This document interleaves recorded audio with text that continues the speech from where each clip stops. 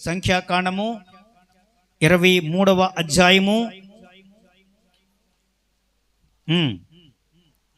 23వ అధ్యాయం 20వ వచనం 20. ఇదిగో దీవించుమని నాకు సెలవాయను, ఆయన దీవించెను, నేను దానిని మార్చలేను. దేవునికి మహిమ కలుగును గాక. ఇదే ఈరోజు మనం దేవుని వాక్కును పరిశీలనగా తెలుసుకుంటే ఇందులో ఉన్న మర్మం దేవుడు మనకు తెలియజేస్తాడు. దేవునికి మహిమ కలుగును గాక. హల్లెలూయా. ఈ వాక్యము ఎక్కడిది అంటే బాలాకు ఇశ్రాయేలును శపించాలనే కోరిక కలిగి ఉన్నాడు.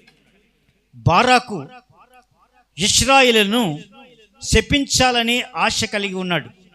ఒక రాజు, ఆ రాజుగారు ఇశ్రాయేలు అందరినీ శపించడం తన వల్ల కాదు గనుక తాను బిలాముని ఆశ్రయించి బిలాముకు తాయిలాలు ఇచ్చి బిలాముకు లంచం ఇచ్చి తనని శపించాలని ఇశ్రాయేలు అందరినీ కూడా శపింప చేయాలని పూనుకొని వారిని రప్పించాడు. బాలాకు ఎవరిని రప్పించాడు? బిలామును రప్పించాడు. బిలామును రప్పించి, బిలాము నువ్వు ఇశ్రాయేలు అందరిని శపించాలి అన్నాడు. బారాకు సూచిస్తే బారాకు చెప్పినటువంటి మాటలు అతను విని, ఎవరు? బిలాము విని శపించ చూస్తే అక్కడ ఈ మాటలు రాయబడ్డాయి. 8వ వచనం చదవండి ముందుగా. ఏమని శపింపగలను? దేవుడు శపింపలేదే. ఏమని భయపెట్టగలను? దేవుడు భయపెట్టలేదే. ఏమని శపించగలను? దేవుడు శపించలేదే. ఏమని భయపెట్టగలను? దేవుడు భయపెట్టలేదే అని అంటున్నాడు. ఆ ప్రక్రియలో మాట్లాడుతున్న మాటలే మనం చదువుకుంటున్నాం. ఈ వాక్యం ఏమి చెబుతుందంటే 20వ వచనం, ఇదిగో దీవించమని నాకు సెలవాయెను. ఇదిగో మిమ్మల్ని శపించడానికి బారాకు తీసుకువస్తే దేవుడు నన్ను దీవించమంటున్నాడు. దేవునికి మహిమ కలుగును గాక. హల్లెలూయా. ఎవరో వచ్చి నిన్ను శపించాలని చూస్తారు. ఈ సంఘములో ఉన్నటువంటి వారిని ఎవరో మనకి వ్యతిరేకంగా ఉన్నారు, ఎవరో మనకి కెట్టట్లేదు వారంటే వచ్చి నువ్వు శపించు అన్నారు అనుకోండి, నేను శపిస్తే శాపంగా మారదు. నువ్వు గనక వారిని శపించాలనుకుంటే ఒక పాస్టరమ్మ గారిని తీసుకొచ్చి ఈమెను శపించు అన్నావనుకో, ఆమె మాట చెల్లదు. శపించిన ఆశీర్వదించిన దేవునికే చెందాలి. దేవునికి మహిమ కలుగును గాక. హల్లెలూయా.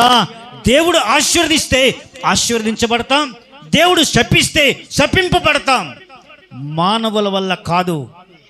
ఈ రోజున తేటగా మీకు తెలియజేస్తున్నాను, మనల్ని ఆశీర్వదించాలంటే దేవుడు ఆశీర్వదించాలి. మన శాపము నుంచి, బానిస నుంచి విమోచించిన వాడు ఎవరు? దేవుడే.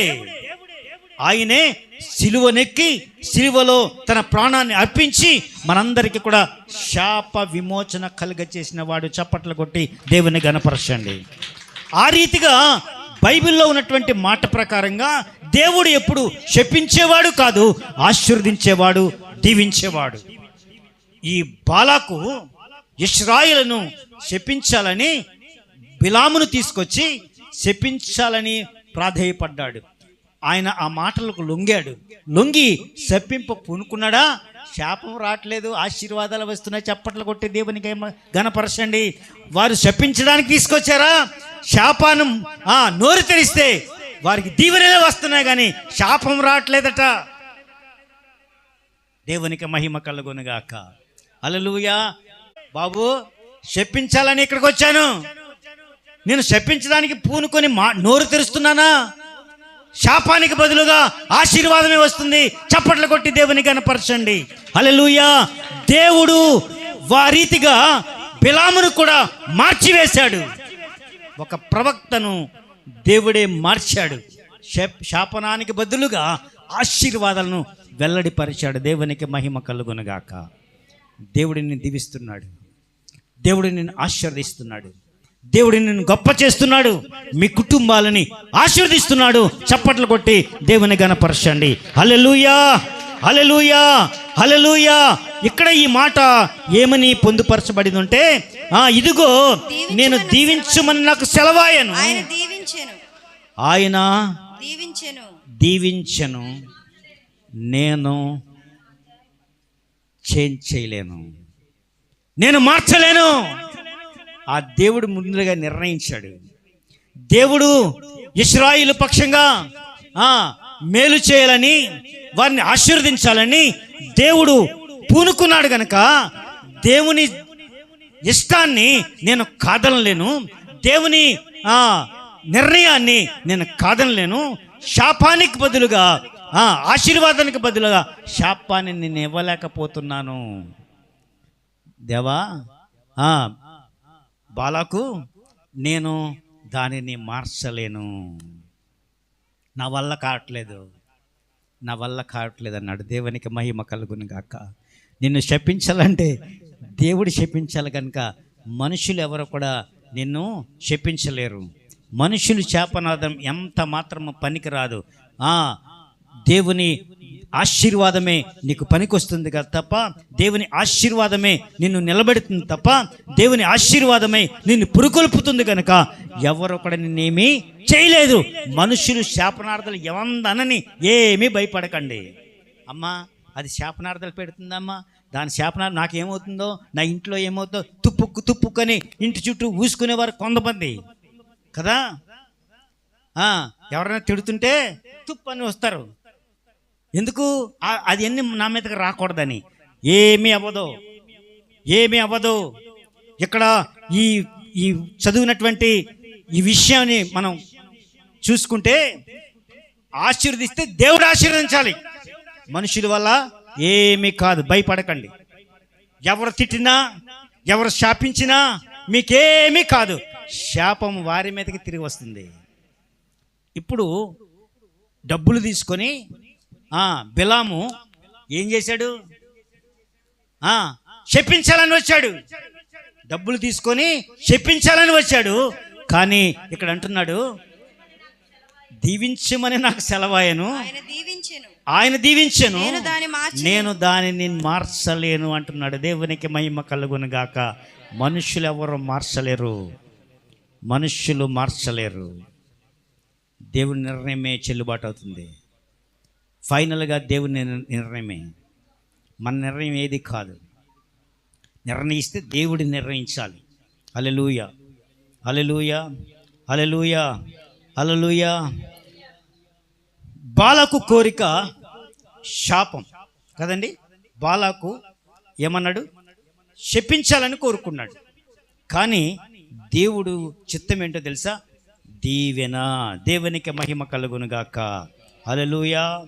మనిషి శపించాలనుకుంటాడు, మనిషి ఆశీర్వాదానికి బదులుగా శాపాన్ని విడుదల చేయాలనుకుంటాడు. కానీ అదేమీ నీకు పనికిరావు. నీ జీవితంలో పనికొచ్చేదేంటి? దేవుని దీవెన. మీ పట్ల దేవుని దీవెన ఉండాలి. దేవునికి మహిమ కలుగును గాక. హల్లెలూయా. పావుగంట అయింది.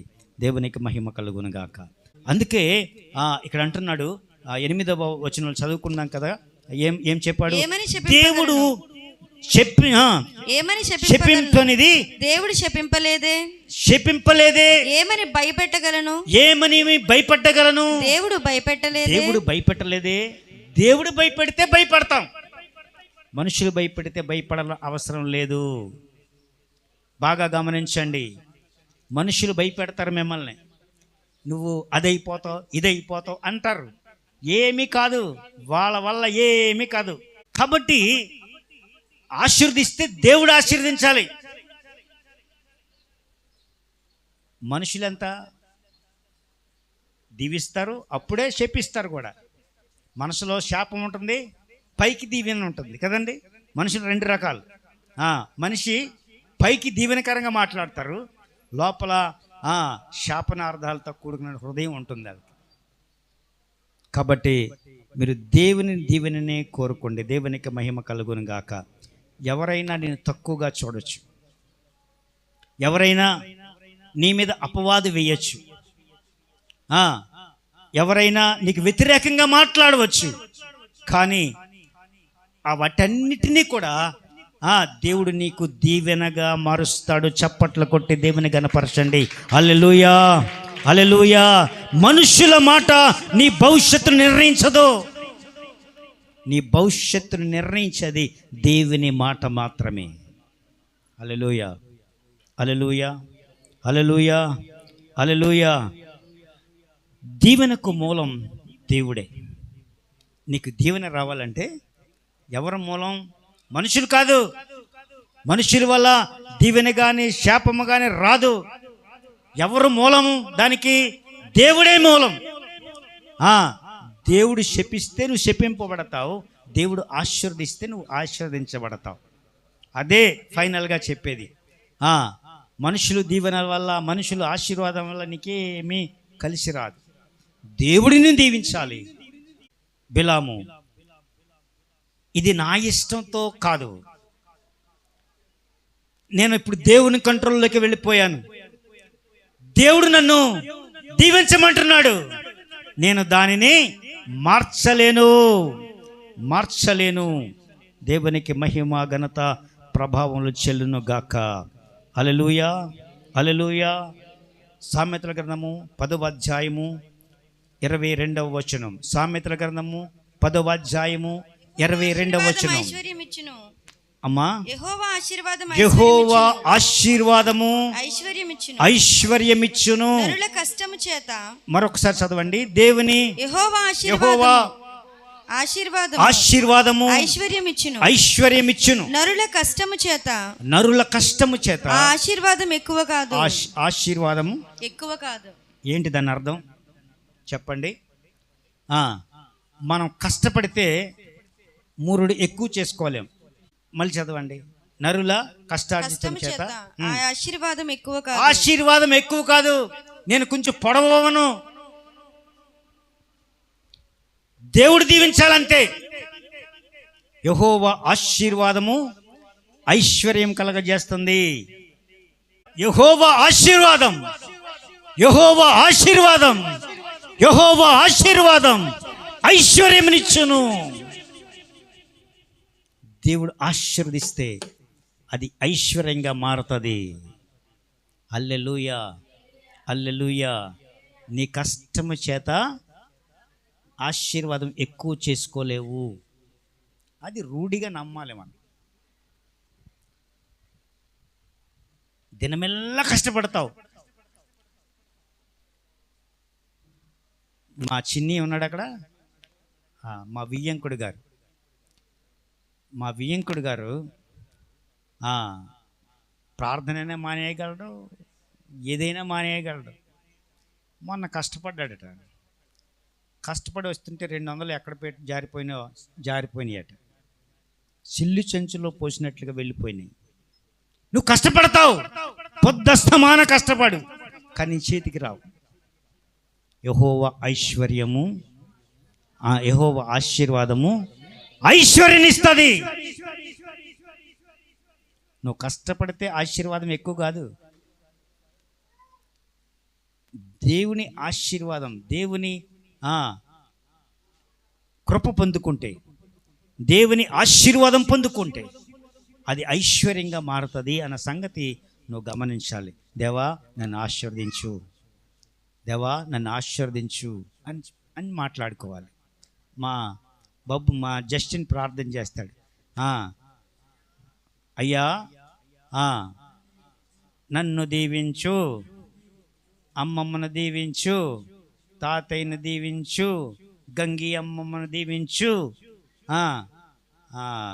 ఏమంటాడు? అనంజిని దీవించు, మంజుమమ్మని దీవించు అంటాడు. దేవుడు వారిని దీవిస్తాడంతే. దేవునికి మహిమ కలుగునుగాక. ఇప్పుడు నువ్వేం ప్రార్థన చేయాలి? యెహోవా ఆశీర్వాదం కొరకు ప్రార్థన చేయాలి. దేవా నన్ను ఆశీర్వదించు అని ప్రార్థన చేయాలి. నువ్వు ఆశీర్వదించబడితే దేవుని వలన మాత్రమే ఆశీర్వాదము నీకు లభించును గాక. హల్లెలూయా, హల్లెలూయా. లేకపోతే సిల్లు చంచులో పోసినట్లుగా వెళ్ళిపోతాయి. నీ సంపాదన అంతా ఎక్కడికి వెళ్ళిపోద్దమ్మా? సిల్లు చంచులో పోసినట్లుగా వెళ్ళిపోతాయి. ఎక్కడికి వెళ్ళిపోతా తెలీదు. నువ్వెంత కష్టపడినా అందులోకి వెళ్ళిపోతాయి. నువ్వెంత కష్టపడినా అందులోకి వెళ్ళిపోతాయి. కష్టపడతావు, డబ్బులు వస్తాయి, కానీ ఏవి కనబట్టలేదే, అందులోకి వెళ్ళిపోతాయి. దేవునికి మహిమ కలుగును గాక. హల్లెలూయా. దేవుడు దీవిస్తాడు. ఆ దీవెనను మార్చే అధికారం ఎవ్వరికీ లేదు. బాలాకుకుందా? బిలాముకుందా? లేదు. మార్చలేకపోయారు. వారు శపించాలని చాలా ఏర్పాట్లు చేశాడు, బలులు అర్పించాడు. 7 బలులను బలిపీఠం కట్టి అన్ని కూడా తీసుకుని వచ్చాడు. అన్ని తీసుకుని వచ్చిన వాడు పూనుకున్నది ఏమీ జరగలేదు. చివరికి ఏం మిగిలిందంటే ఇశ్రాయేలుకి శాపం కాదు కదా, మేలులే వచ్చాయి. దేవునికి మహిమ కలుగునుగాక. చప్పట్లు కొట్టండి మరొకసారి. యెషయా గ్రంథము 14వ అధ్యాయము 27వ వచనం. సైన్యములకు అధిపతియగు యెహోవా ఇదే. అమ్మా, సైన్యములకు అధిపతియగు యెహోవా వాక్కు ఇదే. రద్దుపరచగలవాడు ఎవ్వడును లేడు. బాహువు చాచినవాడు ఆయనే, దాన్ని తిప్పగలవాడు ఎవడు లేడు. ఆయన చెయ్యి చేస్తే దాన్ని తిప్పగలవాడు ఎవ్వరూ లేరు. ఆశీర్వాదం దేవుని వలన మాత్రమే కలగాలి. హల్లెలూయా, హల్లెలూయా, హల్లెలూయా, హల్లెలూయా. దేవుని దీవెన ఉన్న, దేవుని దీవెనలు మనకున్న పరీక్షలు కూడా అలాగే ఉంటాయన్న సంగతి మరొకసారి జ్ఞాపకం చేస్తున్నాను. వినండి, వినండి. ఏముంటాయి? దేవుని దీవెనలు ఉన్న పరీక్షలు కూడా అలాగే ఉంటాయి. దేవుడు నన్ను దీవించాడండి బాగా, కానీ సమస్యలు తట్టుకోలేకపోతున్నామండి. దేవుడు మనల్ని విడిచిపెట్టేశాడండి మమ్మల్ని. అందుకే ఆశీర్వాదాలను శాపాలుగా మారిపోతున్నాయండి. దేవుడు నన్ను దీవించాడండి, నాకు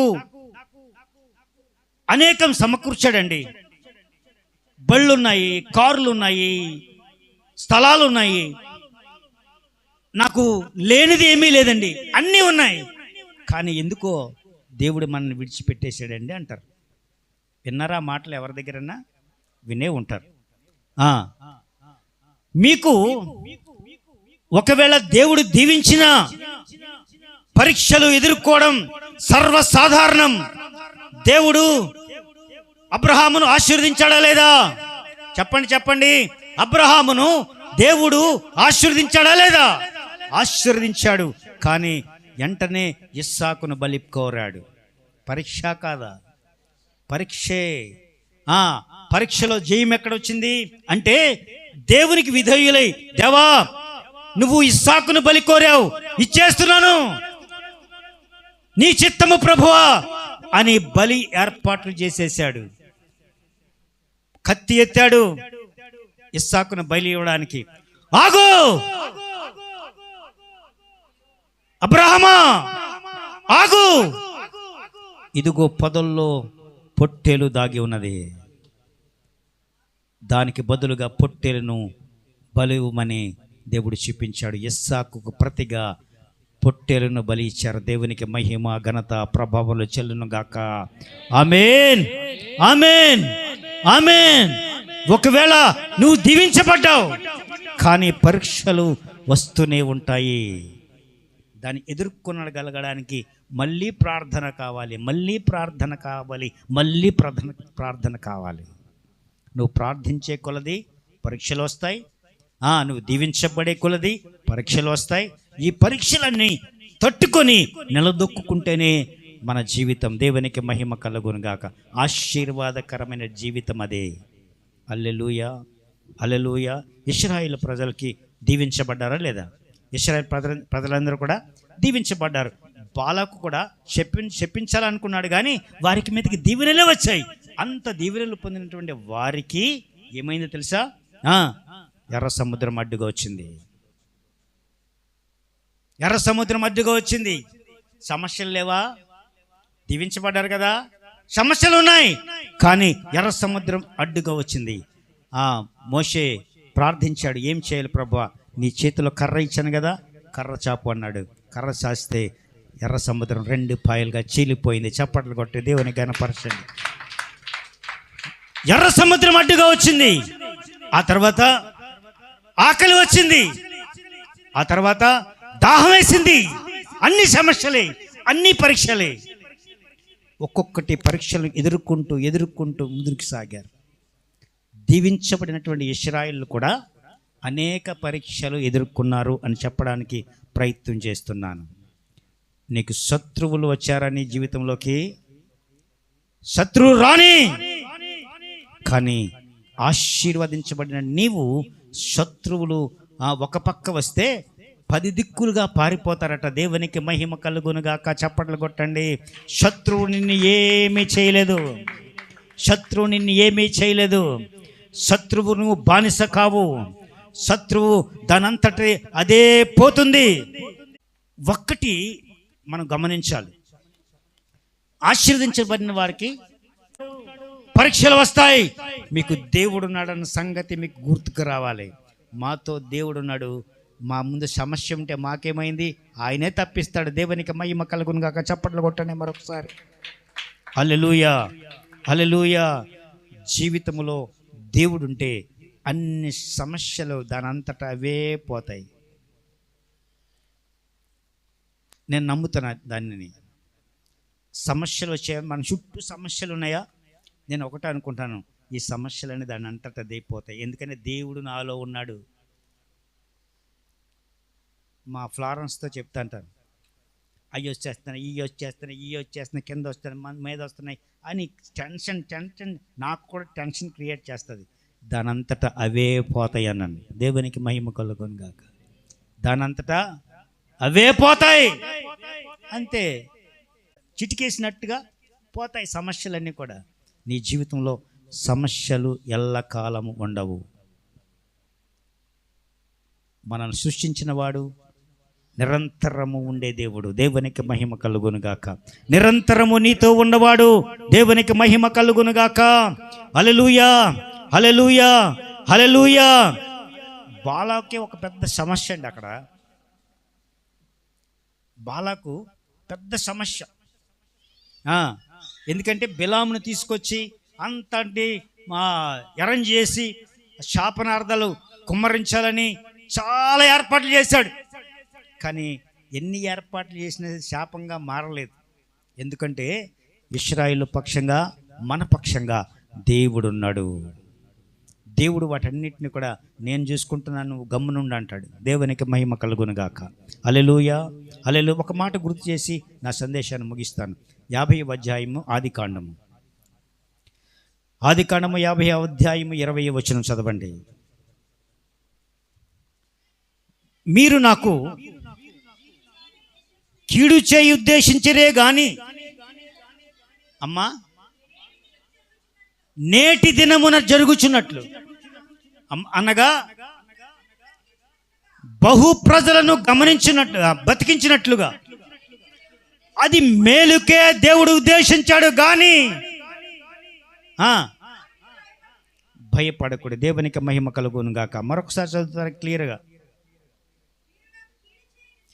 మీరు అనలారా, మీరు ఏం చేశారు? నన్ను గోతులో దోసేశారు. మీరు కీడి చేయాలని ఆలోచించారు. మీరు నూతిలో తోసేయాలనుకున్నారు, బయటపడ్డాను. నన్ను చంపాలనుకున్నారు, దేవుడు అడ్డుపడ్డాడు. నా జీవితంలో అనేక శ్రమలు తట్టుకున్నాను. మీరు కీడు చేయని ఉద్దేశించిరే గాని నేటి దినమున జరుగుచున్నట్లు అనగా బహు ప్రజలను బ్రతికించినట్లుగా అది మేలుకే దేవుడు ఉద్దేశించెను. అందరిని బ్రతికించడానికి నన్ను ఈ స్థాయిలో ఉంచాడు. చప్పట్లు కొట్టండి మరొకసారి. దేవునికి మహిమ కలుగును గాక. హల్లెలూయా. దేవుడు నా పట్ల అనేక కార్యాలు చేస్తున్నాడు. దేవుడు మన పట్ల అనేక కార్యాలు చేస్తున్నాడు. నీకు శాపాలు రావచ్చు, అందరూ నిన్ను దుయ్యబట్టచ్చు, అనేక మంది అనేక ఆరోపణలు చేయొచ్చు నీ మీద, కానీ ఏది పనికిరాదు. దేవుడి నిర్ణయమే నీ జీవితంలో చెల్లుబాటు అవుతుంది. దేవునికి మహిమ కలుగును గాక. హల్లెలూయా, హల్లెలూయా, హల్లెలూయా. శత్రువు నీకు కీడు చేయాలని తలంచవచ్చు, శత్రువు నీ జీవితంలో కీడు చేయాలని తలంచవచ్చు, కానీ కీడును మేలుగా మార్చే దేవుడు మన దేవుడు. దేవునికి మహిమ కలుగును గాక. ఏదైతే కీడు రాబోతుందో ప్రతి కీడును అడ్డుకొని ఆయన ఆశీర్వాదంగా మార్చి మనకి ఆపాదించేవాడు దేవుడు. దేవునికి మహిమ కలుగును గాక. హల్లెలూయా, హల్లెలూయా, హల్లెలూయా, హల్లెలూయా. దేవుని దీవెనలు నిలవాలంటే దేవుని మాటలు నిలవాలి. దేవుని మాటలు మీలో నిలిస్తే దేవుని దీవెనలు మీలో నిలిచి ఉంటాయి. దేవునికి మహిమ కలుగునుగా. ఒకే ఒక సూత్రం. ఏంటి సూత్రం? చెప్పండి. దేవుని దీవెనలు మీలో నిలవాలంటే మీరు దేవుని మాటల్లో నిలవాలి. దేవునికి మహిమ కలుగునుగా. ఆయన మాట నిలబెట్టాలి. చూడండి ఒక వాక్యం, ద్వితీయోపదేశ కాండము 28వ అధ్యాయం మొదటి నుంచి చదవండి. నీవు నీ దేవుడైన యెహోవా మాట శ్రద్ధగా వినాలి. అమ్మా బాగా చదవండి, మళ్ళీ చదవండి, చదవండి అమ్మా. నీవు నీ దేవుడైన యెహోవా మాట, నీవు నీ దేవుడైన యెహోవా మాట శ్రద్ధగా విని నేడు నేను నీకు ఆజ్ఞాపించుచున్నా, నేడు నీకు ఆజ్ఞాపించుచున్నా ఆయన ఆజ్ఞలన్నిటినీ అనుసరించి నడుచుకుని ఎడల దేవుడైన యెహోవా భూమి మీద సమస్త జనముల కంటే నిన్ను హెచ్చించును. చప్పట్ల కొట్టి దేవుని గణపరచండి. నిన్ను హెచ్చించాలంటే నువ్వు దేవుని మాట వినాలి. నువ్వు దేవుని మాట వినాలి. దేవుడు ఏం చెప్పాడో ఆ మాటలు పుణికి పుచ్చుకొని, ఆ మాటలు నీ జీవితంలో అలవర్చుకొని, ఆ మాటల యందు నిరీక్షణ ఉంచి, ఆ మాటలను నమ్మి నీ దేవుడైన యెహోవా మాట వినిన ఎడల, యెహోవా మాట నువ్వు వినిన ఎడల ఈ దీవెనలన్నీ నీ మీదకి వచ్చి ఈ దీవెనలన్నీ నీ మీదకి వచ్చి నీకు ప్రాప్తించును. నవ్వు రావట్లేదా? దీవెనిస్తానంటే నవ్వు రాకపోతే ఎలాగండి? ఈ దీవెనలన్నీ నీ మీదకి వచ్చి నీ మీదకి ప్రాప్తించును గాక.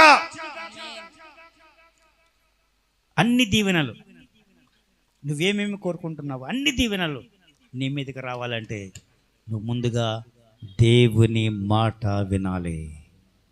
దేవుని మాట వింటే ఈ దీవెనలన్నీ నీకు ప్రాప్తమవుతాయి.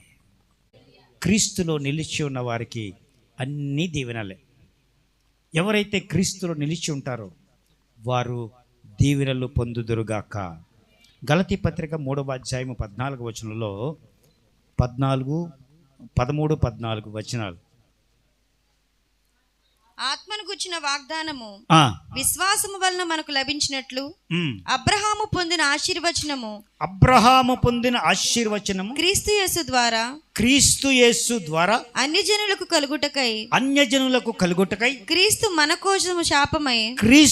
మన కొరకు శాపమైపోయి మనలను ధర్మశాస్త్రము యొక్క శాపము నుండి విమోచించెను.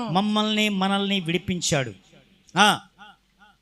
ఇందును గూర్చి మాను మీద వేలాడిన ప్రతి వాడును శాపగ్రస్తుడే. యేసు ప్రభు మన కోసం శాపగ్రస్తమైపోయాడు. మనల్ని విమోచించడానికి, మనకి దీవెనలు అనుగ్రహించడానికి. క్రీస్తులో నిలిచి ఉండే ప్రతి ఒక్కరు కూడా దీవెనలకు పాత్రులవుతారు. దేవునికి మహిమ కలుగునుగాక. పరిశుద్ధ సహవాసములో మీరును ఉందురుగాక. దేవుడు మిమ్మల్ని అందరినీ దీవెనలతో నింపునుగాక. దేవుని ఆశీర్వాదాలు ఐశ్వర్యం ఇచ్చునుగాక. దేవుడి మాటల చేత మనందరినీ కూడా దీవించి ఆశీర్వదించునుగాక.